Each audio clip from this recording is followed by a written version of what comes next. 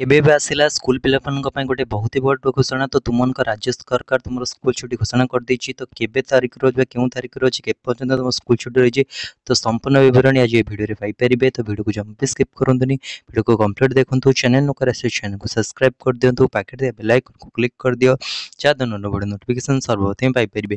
ଭିଡ଼ିଓଟିକୁ engineer ସାଙ୍ଗମାନଙ୍କ ସହିତ share କରିଦିଅନ୍ତୁ, ଯାହାଦ୍ୱାରା ଶୁଣନ୍ତୁ ଭିଡ଼ିଓ ଲାଭ ଉଠିପାରିବେ। ଯେଉଁମାନେ ଆମ ଟେଲିଗ୍ରାମ ଗ୍ରୁପ୍ରେ ଜଏନ୍ ନାହାନ୍ତି, ତ ଏବେ ଆମ ଟେଲିଗ୍ରାମ ଗ୍ରୁପ୍ରେ ଜଏନ୍ ହେଇଯାଅ, ଯାହାଦ୍ୱାରା ଟେକ୍ନିକ୍ अपडेट हम टेलीग्राम ग्रुप पाइपर।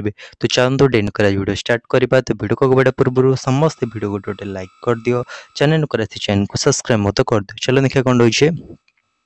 तो देख पिला माने ये कौटू आसी सूचना लोक संपर्क विभाग तरफ आसी information and public relation department तरफ आसी गवर्नमेंट ऑफ ओडिशा भुवनेश्वर आसी 3 दिन सकाळ 6:30 ରୁ 10:30 पर्यंत पाठ पढ़ा हम। तो 3 दिन जो अच्छे सोम मंगल बुधवार तुम 3 दिन तुम क्लास करा अप्रैल 25 रु तुम ग्रीष्म छुट्टी दिज्व। तो कौन रही डिटेल तुम देखिपर।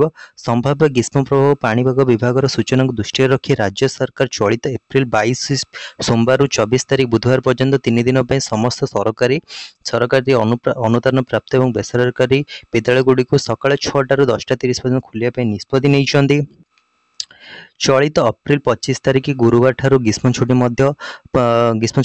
सरकार निष्पत्ति नहीं। ग्रीष्म छुट्टी समय सरकारी और सरकारी अनुदान प्राप्त विद्यालय छात्र छात्री शिक्षक मानक शिक्षा तथा शैक्षिक कार्यक्रम निमंते राज्य प्राथमिक शिक्षा निर्देशक, राज्य माध्यमिक शिक्षा निर्देशक और उच्च माध्यमिक शिक्षा निर्देशक प्रत्येक तत्वावधान विद्यालय परिचालना करा। तो तुमने जापारे कि तुम छुट्टी के दिया एप्रिल 25 तुम छुट्टी दिज्व। या तुम अपडेट आउट कमेंट जान कि तुम क्यों जिला बिलोंग कर तुम स्कूल नेम को निहत जानव। तो आज वीडियो भल लगे समस्त वीडियो को लाइक कर दियो, चैनल को सब्सक्राइब मत कर दियो। तो रोचे नमस्कार।